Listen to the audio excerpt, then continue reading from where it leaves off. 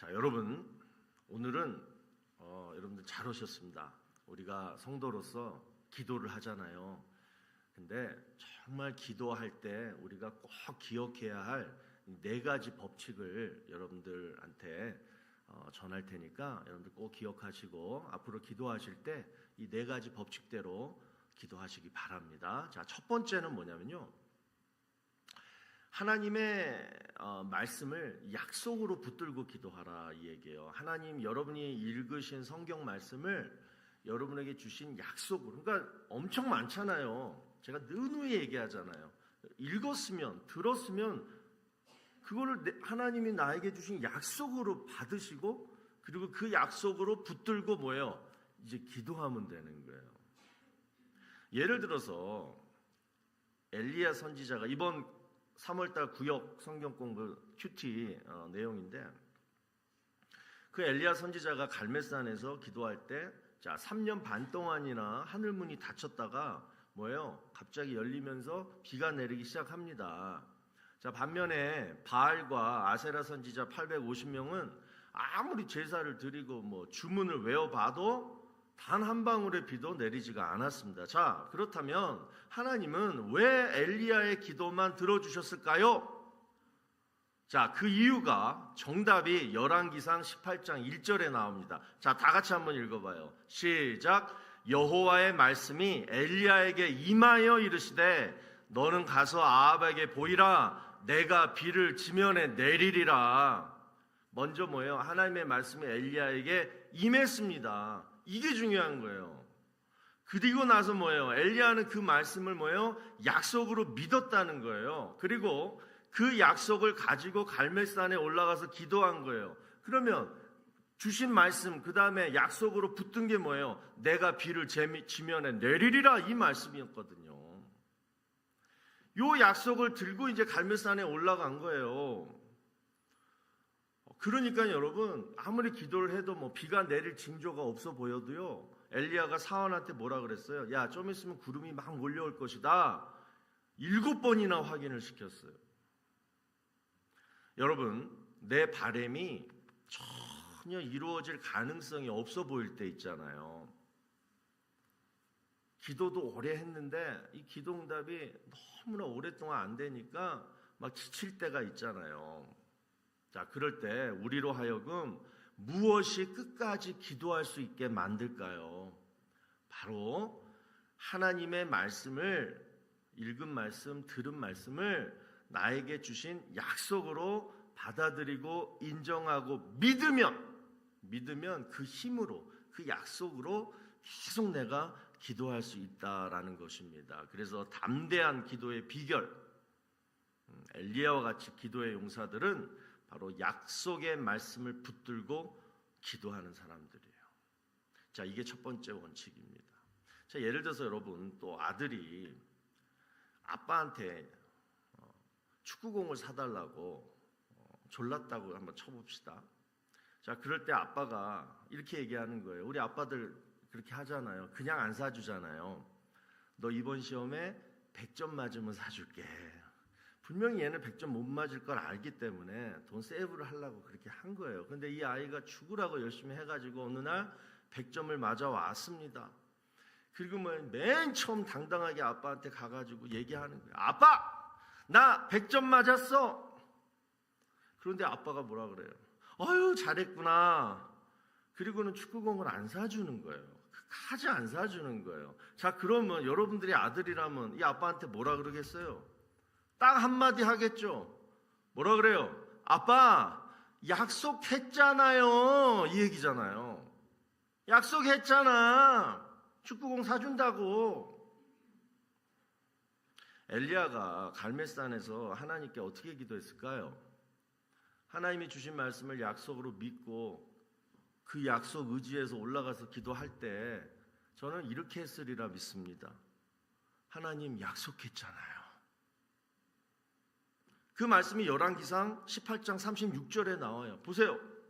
내가 주의 말씀대로 이 모든 일을 행하는 것을 오늘 알게 하옵소서.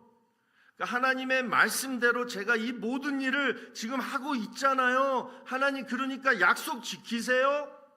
엘리야는 이렇게 기도한 거예요. 그러니까 여러분 진짜로 이 성경책은 정말 죽은 글씨가 아닙니다. 그냥 책이 아니에요. 하나님의 말씀이니까 여러분이 읽고 들은 것을 하나님이 나에게 주신 약속으로 믿으시고 붙드시고, 그리고 담대하게, 하나님 약속하셨잖아요. 이 말씀 저에게 주셨고 이 말씀대로 해주신다고 약속하셨잖아요. 그 담대하게 될 때까지 기도하시는 우리 모두가 되기를 바랍니다. 또 두 번째로 우리가 기도할 때 기억해야 할 법칙.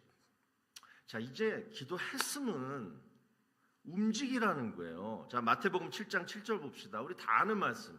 구하라 그리하면 너희에게 주실 것이요, 찾으라 그리하면 찾아낼 것이요, 문을 두드리라 그리하면 너희에게 열릴 것이니. 뭐예요? 기도했으면, 구했으면 뭐예요? 찾고 그 다음 문을 두드리래요. 누가? 하나님이 아니라 내가. 그러니까 하나님은요, 말로만 기도하지 말고, 입으로만 기도하지 말고 뭐예요? 기도했으면 네가 기도한 대로 찾고 더 가서 문을 두드리라 분명히 말씀하세요. 자, 여러분 이게 뭘 의미할까요? 예를 들어서 엘리야가 그 사르밧 과부가 이제 굶어 죽게 생겼잖아요. 그게 어떻게 합니까? 어떤 기적을 베풀어요? 이 병에 참기름인지 들기름인지 뭐 오일인지 뭐 아보카도 오일인지 뭐 아무튼 그 기름이 뭐예요? 절대 떨어지지 않는 그러한 기적을 일으킵니다. 자, 그런데 우리가 그것만 읽으면 안 돼요. 그러한 기적을 일으켰을 때 그 병을 누가 가져옵니까? 사르밧 과부가 그 병들을 구해와요. 그래서 구해온 병만큼 하나님이 그 병에 기름을 채워주셨다라는 거예요. 그러니까 엘리야만 기도한 게 아니에요. 뭐예요? 사르밧 과부는 움직였어요. 또 우리가 잘 아는 그 가나의 혼인잔치 있잖아요. 물을 포도주로 예수님이 바꾸셨을 때 그냥 바꿨습니까? 누가 도와줬어요?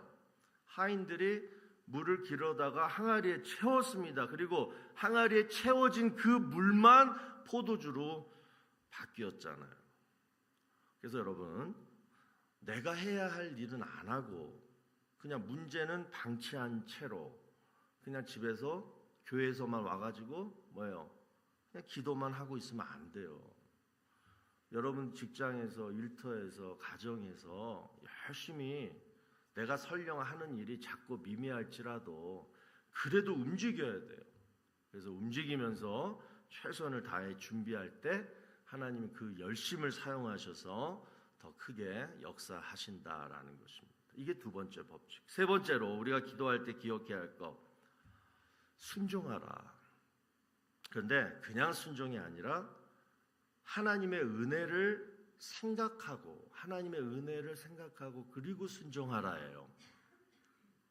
자, 여러분 노아가 홍수 심판 때 유일하게 목숨을 건질 수 있었던 이유가 뭡니까? 자, 그 이유 두 가지가 자, 성경에 분명히 나오는데 하나는 하나님의 은혜를 입었다예요.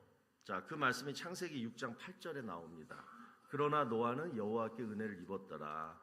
그 당시 세상 사람들은 다 하나님이 뭐 화가 나셔가지고 진노하셨는데 그러나 노아만 여호와께 뭐예요? 은혜를 입었더라. 이게 먼저였어요. 그 다음에 두 번째는 뭐예요? 창세기 6장 22절 볼까요? 노아가 그와 같이 하여 하나님이 자기에게 명하신 대로 뭐 했다? 준행하였더라. 자, 하나님이 무엇을 명하셨어요? 첫 번째, 방주를 만들라. 두 번째, 만들었으면 그 방주 속에 들어가라. 이 명령을 노아가 그대로 준행했기 때문에 여러분 살아남을 수 있었지 않았습니까? 이걸 기억해야 돼요. 자, 여러분 기도가 바로 이거예요. 기도란 하나님의 은혜와 그 다음에 나의 순종, 이게 합쳐져야지 기도가 되는 거예요. 그래서 기도할 때 항상 우리가 기억해야 할 것이 뭐냐면 첫 번째, 기도 딱 시작하기 전에 먼저 딱 떠올려야 될 게 뭐냐면 나는 하나님의 은혜를 입은 자다. 나는 하나님의 은혜를 지금도 입고 있다. 내가 어저께 어떤 죄를 지어서 지금 하나님의 은혜가 딱 막히고 있다 그렇게 생각하지 마시고 나는 늘 하나님의 은혜가 그렇게 흐르는, 늘 하나님이 나를 사랑하신다, 이걸 먼저 확신하시고 기도해야 되는 거예요. 그래서 우리 주님이 가르쳐 주신 기도, 주기도문이 어떻게 시작합니까? 하늘에 계신 우리 아버지. 자, 이 말은 뭐예요? 하나님하고 우리와의 관계가 어떤 관계라는 거예요? 아버지와 자녀와의 관계. 뭐예요? 늘 은혜를 받는, 늘 사랑을 받는 그러한 관계라는 것을 먼저 정립하고, 확실히 정립하고 그 다음에 시작하라. 그래서 주님께서 이렇게 가르쳐 주신 거 아닙니까? 그래서 여러분 마태복음 7장 11절 보시면 아버지랑 자녀와의 관계가 이렇다는 거예요. 너희가 악한 자라도 좋은 것으로 자식에게 줄 줄 알거든 하물며 하늘에 계신 너희 아버지께서 구하는 자에게 좋은 것으로 주시지 않겠느냐.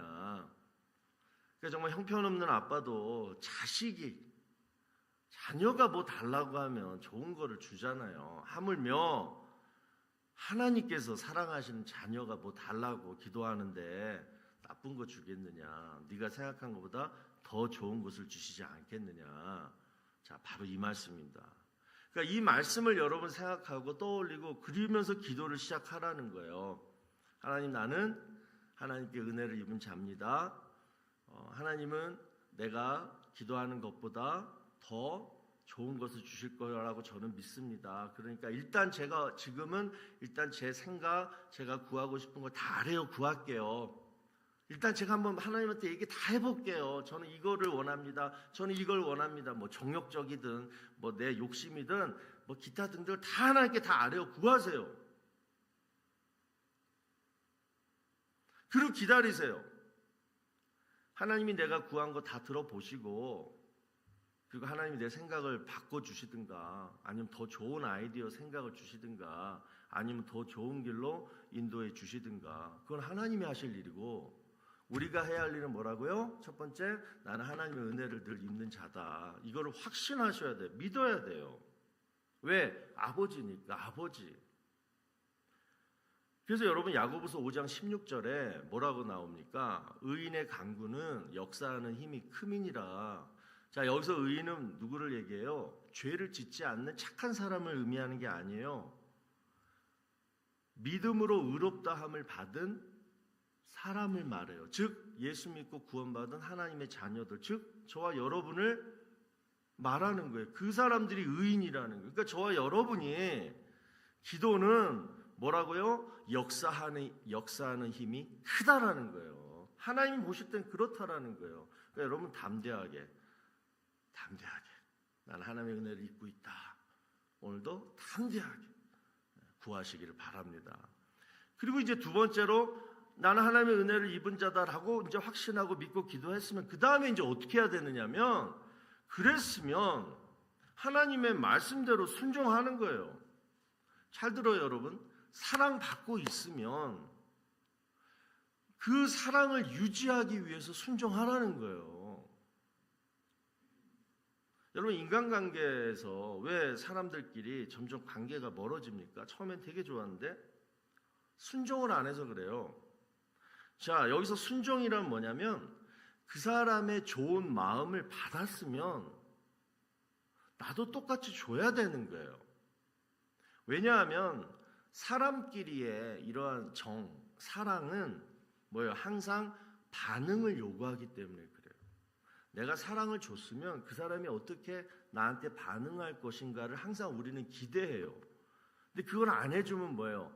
이제 점점 멀어지는 거예요. 하나님과 우리와의 관계도 마찬가지인 거예요. 하나님은 나에게 사랑을 계속 주는데 뭐예요? 내가 계속 무시하고 내 마음을 닫고 아무 반응도 하지 않으면 뭐예요? 하나님과 나의 관계는 점점 멀어질 수밖에 없다라는 것입니다. 물론 하나님은 아가페, 무조건적인 사랑을 하시기 때문에 하나님은 뭐 서먹해지거나 하나님은 우리랑 거리가 뭐 멀어지고 그런 일은 없겠죠. 근데 문제는 뭐예요? 우리가 문제예요. 우리가 변하는 거예요. 우리 스스로가 그냥 하나님하고 서먹해지기 시작하는 거예요. 그래서 성경은 이렇게 말씀합니다. 요한복음 14장 15절. 너희가 나를 사랑하면 반응을 보여라. 내가 은혜를 입은 자다라고 네가 믿는다라면 반응을 보여라. 그 반응이 뭐래요? 나의 계명을 지키리라. 나의 말씀대로 순종해라. 하나님 말씀대로 순종해라. 지켜라. 이 얘기예요. 여러분, 순종, 하나님께 순종, 이거는 절대 하나님께 사랑받기 위해서 하는 게 아닙니다. 우리는 이미 사랑받고 있기 때문에 그냥 반응하는 게 바로 순종이라는 거예요. 어떤 사람들은 이렇게 얘기해요. 내가 하나님 말씀을 잘 지키면 하나님이 나를 사랑해 주실 것이다. 내가 하나님 말씀을 오늘부터 한 열흘 정도 잘 지키면 다음 달에 좋은 일이 있을 것이다. 내가 바라고 소원하는 그 기도 제목 들어주실 것이다. 이러한 마음이 먼저 조건적으로 가지고 이제 막 순종하려고 하는 거예요. 여러분, 절대 그게 아니라는 거예요. 그거는 불교, 다른 종교들 얘기하는 거예요. 사랑받는 사람은 그 사랑에 반드시 반응하게 되어 있어요. 내가 그런데 지금 반응하고 있지 않다라면 그 사람은 하나님의 사랑을 아직 모르거나 아직 체험하지 못한 거예요. 사람은 반드시 사랑받으면 반응하게 되어 있어요. 이분 하나님이라도. 그러니까 하나님이 나를 사랑하신다라고 내가 정말 체험을 했거나 믿으면 분명히 반응하게 되어 있는 거예요. 지금도 그걸 반응하지 않고 있다면 그 사람은 진짜 못된 사람이에요. 그래서 여러분, 신앙생활이란 억지로 할 수가 없습니다. 억지로 하는 신앙은 그래서 오래 못 가요. 어제 새벽 예배 때도 말씀드렸지만 우리 한번 시냇물을 생각하면서 우리의 신앙을 한번 점검해 보자고요. 시냇물, 평소에 잔잔하게 이렇게 흐르면서 이렇게 졸졸졸졸 그렇게 표현하잖아요. 우리 시냇물을. 그러다가 비가 오면 물의 양이 갑자기 막 많아지면서 물살이 막 빨라지고 세게 흐르게 되잖아요. 여러분, 신앙생활은 뭘 기대하십니까, 여러분? 그냥 비가 많이 와가지고 그냥 빠르고 세게 그걸 원하십니까? 그걸 원하셔서 신앙생활 하십니까? 아니에요. 신앙생활은 그냥 항상 잔잔하게 졸졸졸졸 흐르는 거예요. 늘 그냥 막 축복의 비. 그 비가 그냥 많이 오기만을 그냥 바라면 안 되는 거예요. 비가 오든 안 오든 중요한 건 뭐냐? 내 삶에 물이 마르지 않도록 늘 물이 흐를 수 있도록 그렇게 하는 것이 바로 신앙입니다. 그러면 이 신앙이 마르지 않고 계속 이렇게 흐르려면 어떻게 해야 되느냐? 하나님의 사랑에 반응을 하라는 거예요. 크게 반응을 안 해도 돼요. 늘 그냥 똑같이, 늘 그냥 변함없이 내가 할 수 있는 만큼만 하면 늘 흐르게 되어 있어요. 사랑 받으려고만 하면 어떻게 돼요? 비가 안 오면 신앙의 흐름은 그냥 멈춰버리는 거예요. 그래서 절대 의무적으로 또 형식적으로 또 부담을 갖고 신앙생활 하지 마시고 정말 주신 만큼 내가 느낀 만큼 정말 감사하게 그리고 진실되게 자원하는 마음으로 그렇게 여러분 우리 다 같이 신앙생활을 했으면 좋겠습니다. 제가 언제 여러분들 붙들고 옆에 짐 하나 지어주세요 한 적 있어요? 오셔서 예배 드리세요, 기도하세요, 그게 신앙생활인 거예요. 크게 어떤 반응하고 그거 아닌 거라는 거예요. 하나님 그거를 더 기뻐하실 줄로 믿습니다. 자, 그러면 지금까지 우리가 기도할 때 꼭 기억해야 할 세 가지 법칙을 말씀드렸는데 이제 마지막 법칙만 남았어요. 그게 뭘까요? 바로 부르짖는 기도입니다. 자, 오늘 본문 2절을 보세요. 자, 한번 다 같이 읽습니다. 시작.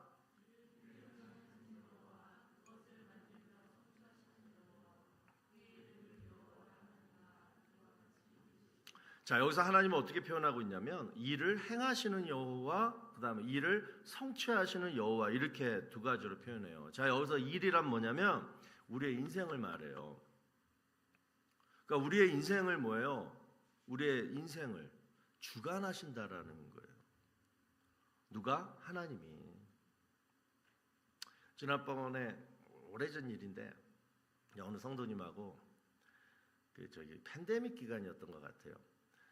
이렇게 전화하다가 그분한테 여쭤봤어요. 그분이 TV를 아주 하루 왼종일 보시는 분이거든요. 누구라고 얘기는 안 하겠는데, 집사님 요즘은 어떤 TV 보세요? 내가 이제 전화 신방으로 물어본 거예요. 그랬더니 그분이 하시는 말씀이 요즘 드라마가 재미가 없어서 볼 게 없어요. 정 볼 게 없어가지고 다큐멘터리 봐요. 그 미국 그 있잖아요. 미국의 그 다큐멘터리. 이게 제가 정말 그 집사님 잘 아는데 그분이 다큐멘터리를 평소에 보실 분이 아니거든요. 그러니까 정말 그 당시에 그 드라마가 없었던 거예요. 볼만한 한국 드라마가. 자, 여러분, 이 드라마랑 이 다큐멘터리랑 차이가 뭐예요? 드라마는 그냥 재미로 보는 거고, 다큐멘터리는 뭐예요? 사실을 지식적으로 보는 겁니다. 그러니까 제작 목표가 달라요. 그래서 드라마를 만들려면 어떻게 해야 돼요? 재밌게 만들어야 돼요. 무조건 재밌어야 돼요. 뭐 막장 드라마든 뭔 드라마든 하여튼 재밌어야 되고, 다큐멘터리는 뭐예요? 재미보다는 뭐예요? 사실에 근거해서 그 사실을 효과적으로 전달을 해줘야지 그 다큐멘터리는 성공하는 거예요. 자, 그러면 제가 여러분께 질문 하나 드릴게요. 여러분은 인생을 드라마처럼 살고 싶으십니까?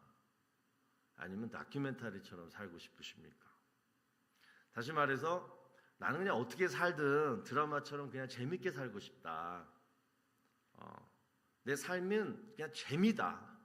재미만 있으면 된다. 이런 분이 계시고, 반면에 나는 다큐멘터리처럼 살아야겠다. 그게 무슨 말이냐면 이것이 사실이라면, 이것이 진리라면, 이것이 진리고 이것이 사실이라는 것을 몸소 내가 자녀들한테나 사람들한테 몸소 내 삶으로 보여주겠다. 자, 그러면 우리 성도라면, 여러분, 하나님의 자녀라면, 하나님을 믿는 자녀라면 어떻게 살아야 할까요? 어떻게 살아야 돼요? 다큐멘터리처럼 살아야 돼요? 드라마처럼 살아야 돼요? 제가 사실은 처음 온 거는 다큐멘터리처럼 살아야 할 줄로 믿습니다, 이렇게 써놨거든요. 우리 통역도 그렇게 할 텐데, 근데 제가 어제 잠자고 오늘 아침에 이렇게 좀 묵상을 하다가 또 다큐멘터리처럼만 어떻게 살아요, 우리가? 인생이 좀 재미도 있어야지, 안 그래요? 그렇잖아요. 그러니까 제가 그래서 원고를 좀 바꿨어요. 우리 통역 좀 바꿉시다. 네, 오케이. 다큐멘터리로 사는 게 일단은 기본이고, 그죠? 그 다음에 뭐예요? 순간순간 재미도 있게, 드라마도 조금 그런 식으로 살아야 한다. 근데 여기서 핵심은 뭐냐면 여러분 인생에 사실과 진리가 있느냐, 이걸 얘기하자는 거예요. 그냥 재미있게만 막 이렇게 산다는 것보다 핵심은 뭐냐면 사실과 진리가 있느냐. 그러면 여러분 인생에 정말 몸소 실천해야 할 사실과 진리가 뭐냐는 거예요. 그 사실과 진리도 없는 채로 그냥 신앙생활 하시는 분들, 그러면서 기도하시는 분들은 도대체 그게 무슨 신앙생활인지 모르겠어요. 정말 팩트, 트루스, 사실과 진리, 이건 절대 변함없는, 내 인생에 절대 변함없는, 고난이 찾아오든 행복하든 절대 변함없는 사실과 진리는 하나님은 계시다, 살아계시다. 두 번째, 하나님이 이 세상 만물을 창조하셨다. 그러므로 지금도 하나님이 내 삶의 주관자가 되신다. 세 번째, 하나님이 예수 그리스도를 보내주셔서 나를 구원해 주셨다. 그래서 나는 하나님의 자녀가 되었다. 이거가 내 인생의 정말 사실이고 진리로 믿는다면 우리는 뭐예요? 진짜 내 삶을 통해 이 사실과 진리를 보여줘야 되지 않겠냐고요.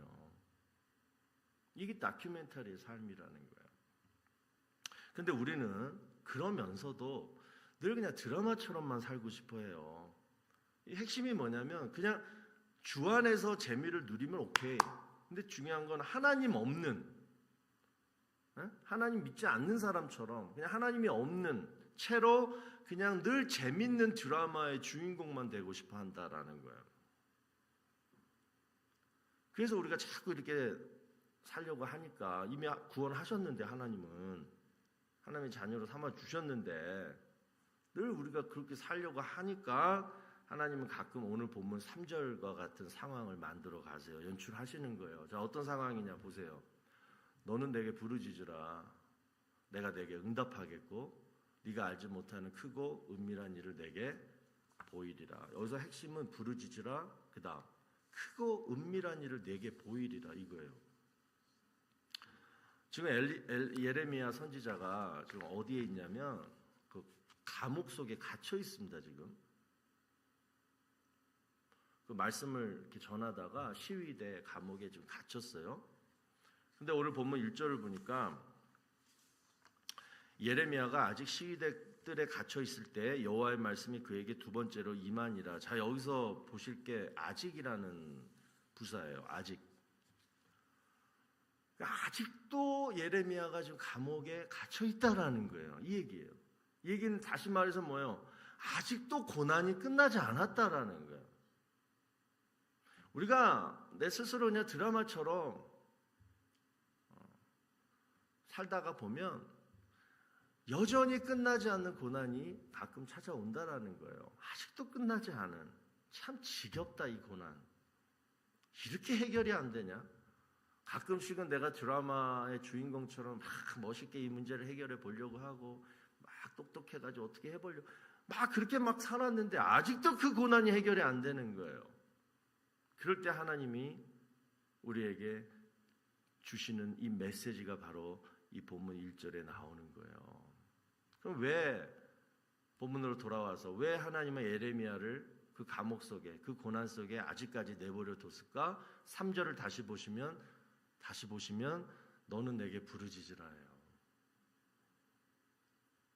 그럼 내가 응답하겠고 그 다음에 네가 알지 못하는 일들을 내가 너에게 앞으로 보이리라. 이거를 뭐예요? 고난 속에서 예레미야가 들어요. 그러니까 이게 결론이 뭐예요? 상식적으로 생각할 때 하나님이 응답하실 때까지, 하나님이 이 문제를 해결해 주실 때까지 뭐예요? 우리가 부르짖어 기도하게 하시려고 아직까지 그 고난 속에 내버려 두셨다라는 거예요.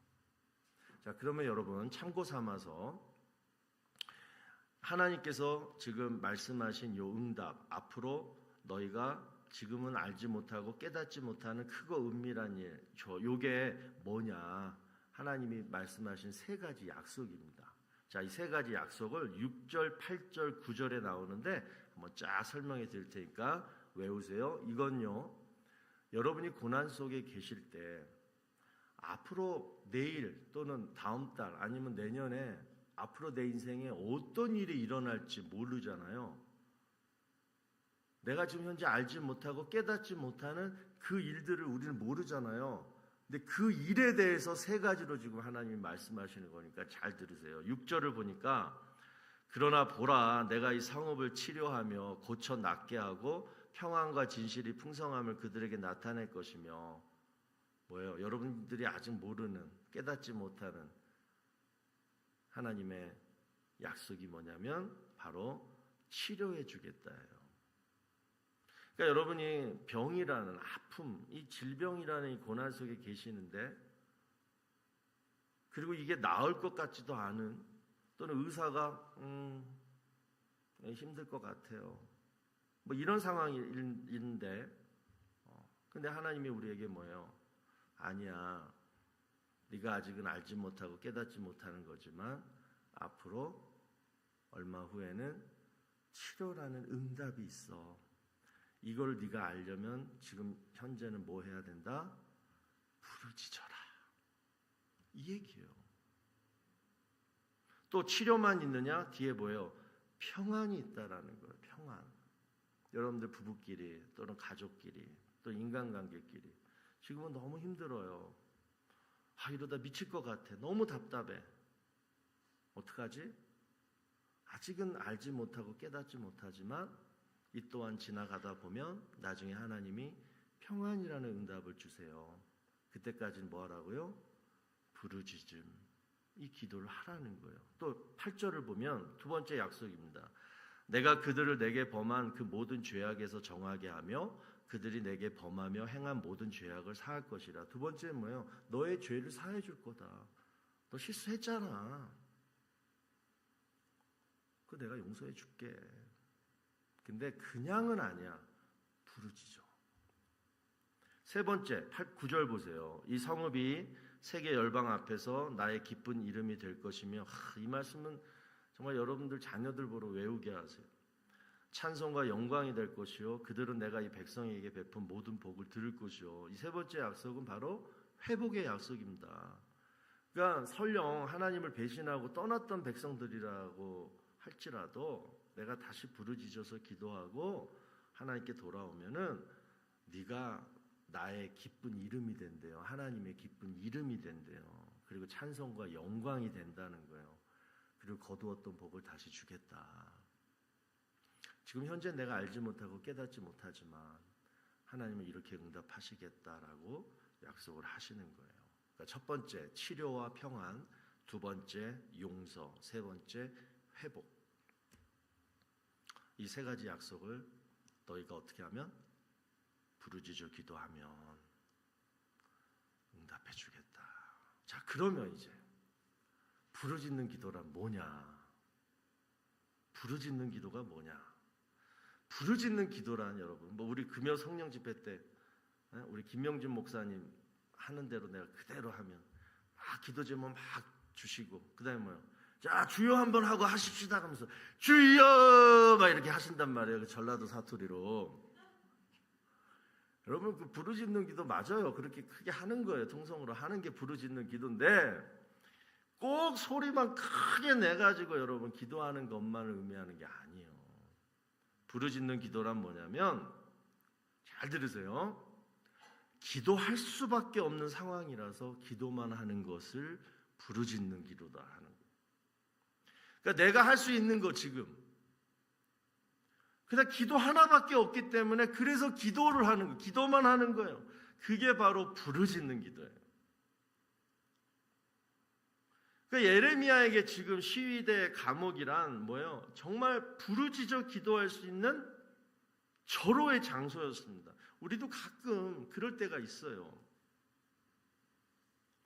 그래서 하나님은 아직 그 부르짖는 기도를 더 듣기 위해서 아직 예레미야를 그 감옥 속에 그냥 놔둔 거예요. 그러나 예레미야는 여러분 한편으로 다른 생각을 할 수도 있었을 것 같아요. 내가 지금 기도만 할 때가 아닌데, 지금 우리나라가 지금 망하게 생겼는데 이 난국을 풀기 위해서 직접 내가 막 예루살렘 뛰어다니고 막 그래서 하나님 말씀을 선포하고 이렇게 뭔가를 해야 되는데, 이렇게 지금 감옥 속에 갇혀서 지금 내가 지금 여기서 할 수 있는 게 아무것도 없다, 이렇게도 여러분 생각하고 현실을 비관할 수도 있었을 거예요. 그러나 하나님은 그게 아니었다는 거예요. 너 지금 뛰어다녀봤자 네가 뭐 하라고 말씀을 뭐 선포해봤자 아무 필요 없어. 네가 지금 현재 해야 할 일은 뭐다? 감옥 속에서 뭐예요? 기도하는 거야. 그리고 내가 너 그 기도를 지금 듣고 싶어. 여러분 삶에 지금 현재 여러분 현실에 한번 적용시켜 보세요. 뭔가를 지금 내가 해야 되는데 기도는 뒤로 미루고, 근데 하나님은 어찌 보면 아니야, 너 뭐 하지 마, 그냥 잠잠히 있어. 대신에 나만 바라보고 기도만 해.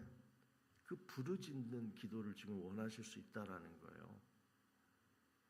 어떤 사람이 바다에서 한 인명구조대원한테 물었다고 합니다.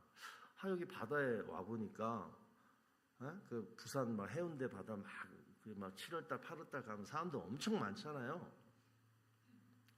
와보니까 뭐 그냥 소리가 너무 많아. 뭐 파도 소리, 파도 소리. 애들 또 막 제잘거리는 소리. 또 뭐 옥수수 팔아요. 뭐 장사꾼들 소리. 뭐 소리가 엄청 많은 거 아니에요?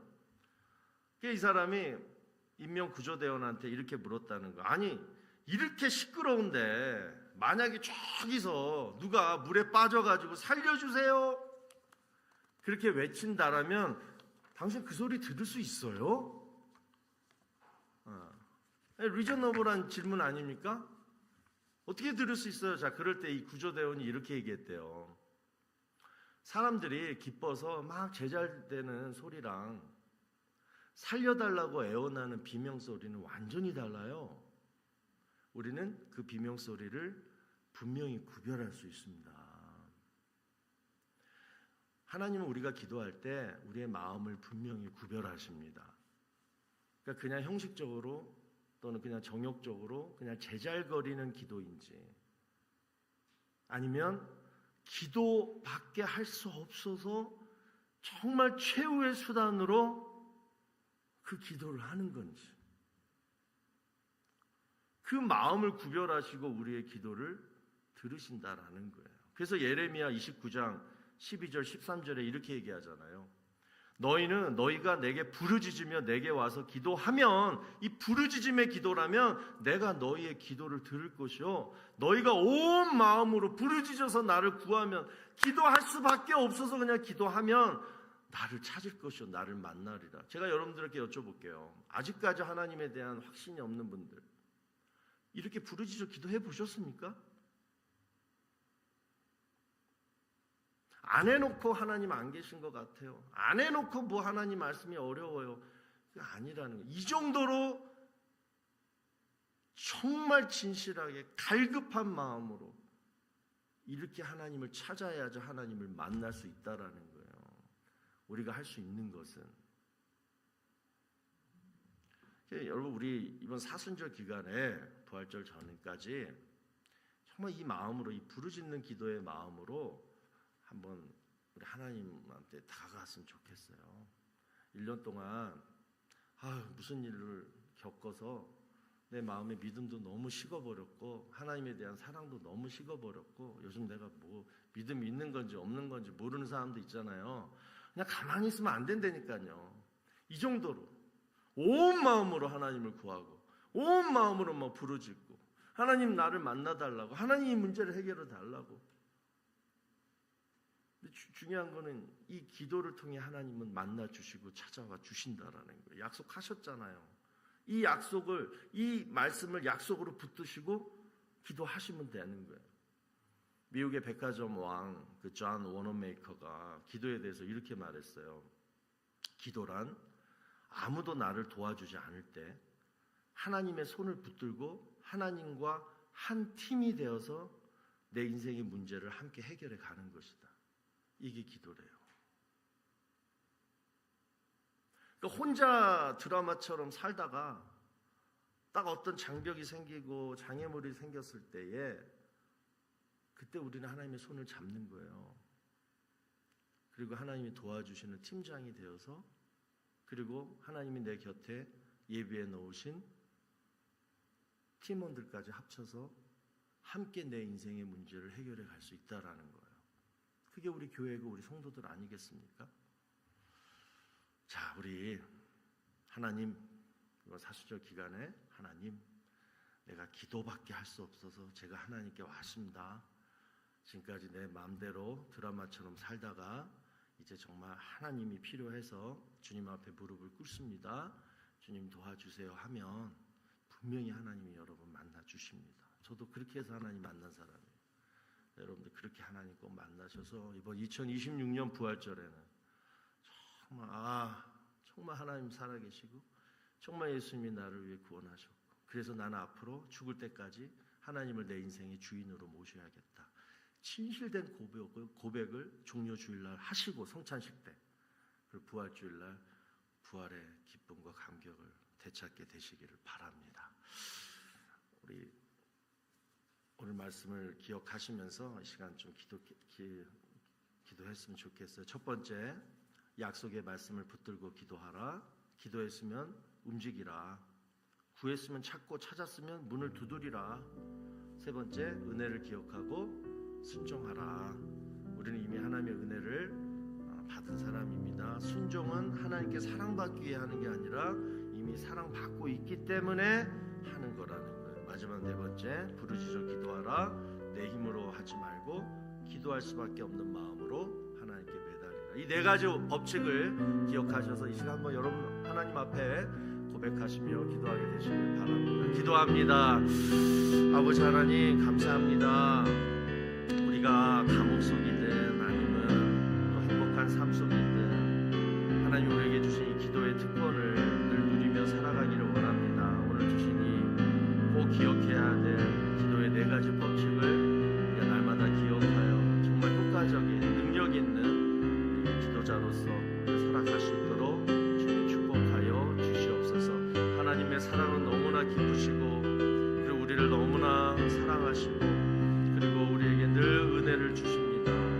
그런 우리가 기도할 때 내 생각의 한계를 갖지 말게 하시고 내 기도보다 더 좋은 것을 예비하시고 더 좋은 것을 인도하신 그 하나님을 의지하며 겸손하게 기도하며 나아갈 수 있도록 축복하여 주시옵소서. 자, 우리 다 같이 일어나셔서 우리 이 찬양을 했으면 좋겠어요. 나의 기도하는 것보다 더 응답하실 우리 하나님께 우리 경배와 찬양을 올려드리겠습니다. 나의 기도하는 것보다 더욱 응답하실 하나님, 나의 생각하는 것보다 더욱 이루시는 하나님, 우리 가운데 역사하신 능력대로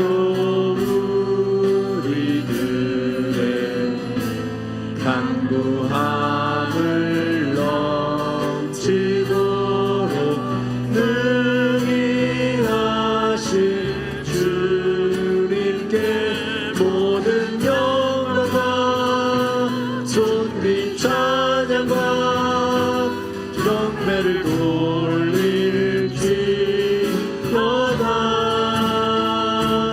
모든 영광과 존귀 찬양과 경배를 돌릴지어다. 처음부터 다시 하겠습니다.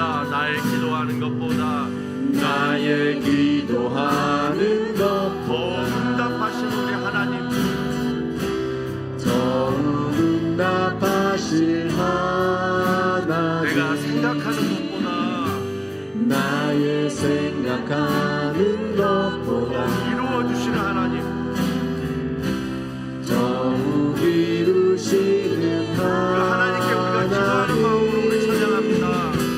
우리 가운데 역사하신 능력대로 우리들의 간구함을 넘치도록 능히 하신 우리 다 같이 손을 높이 들리고 경배와 찬양을 올려드립니다. 영광과 존귀 찬양과 경배를 돌릴지어다. 모든 영광과 존귀 찬양과 경배를 모든 영광과 존귀 찬양을 받으신 아버지, 모든 영광과 존귀 찬양과 경배를 돌릴지어다. 모든 영광과 존귀 찬양과 경배를 돌릴지어다.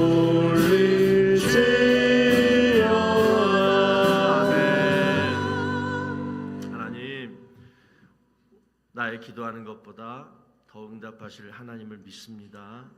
오늘 말씀 주신 이 네 가지 법칙대로 우리가 기도할 때 하나님을 찾고 하나님을 만날 줄로 믿습니다. 또한 우리의 기도가 응답되어질 줄로 믿습니다. 이번 그 응답의 축복을 꼭 사순절 기간에 얻게 하시고, 그래서 부활절 아침에 나의 구세주로 오신 내 인생의 주인 되신 우리 예수님께 정말로 믿음으로, 살아있는 믿음으로 살아계신 우리 주님을 찬양하는 우리 교회 모든 성도들 다 되게 하여 주시옵소서.